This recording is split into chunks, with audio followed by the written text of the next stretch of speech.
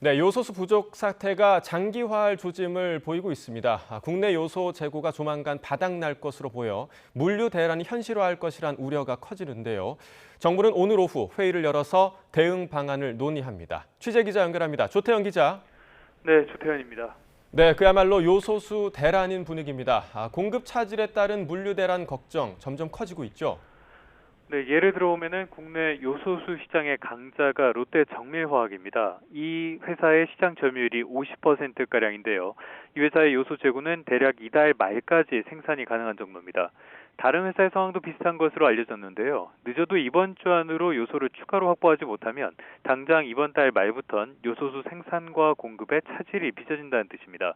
기업들도 중국이 아닌 다른 공급처를 찾고는 있지만 단기간에 해결될 문제는 아닌 만큼 중국 상황이 변하지 않는다면 다음 달엔 공장 가동을 중단할 수밖에 없다는 입장입니다.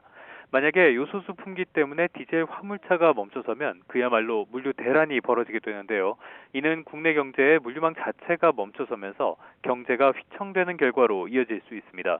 물류만이 아니라 생활에 밀접한 대중교통이나 긴급 차량까지 타격을 받게 되면 아예 생활 대란으로까지 사태가 커질 수도 있습니다. 네, 정부가 오늘 대응 회의를 연다고 하는데 어떤 내용이 다뤄질 것으로 보이나요? 네, 정부가 오늘 오후 홍남기 부총리 겸 기획재정부 장관 주재로 대외경제안보전략회의를 열고 요소수 품귀 사태의 대응책을 논의하기로 했습니다. 이 회의 결과는 늦은 오후에 공개될 예정인데요.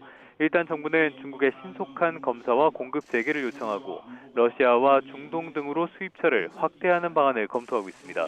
문제는 이런 대책이 얼마나 효과가 있을지가 불명확하다는 건데요. 수입처 다변화는 단기간에 해결되는 문제가 아닙니다. 또 정부에서 검토하는 산업용 요소수의 차량용 전환은 성분이 달라서 추가 공정을 거쳐야 하고요. 애초에 산업용이라고 물량이 넉넉한 것도 아닙니다. 만약 물류 대란이 현실화한다면 정부의 책임론도 거세질 것으로 보입니다. 이번 문제를 초래한 중국과 호주의 갈등이 오랜 기간 이어졌는데 사태를 전혀 예측하지 못했고요.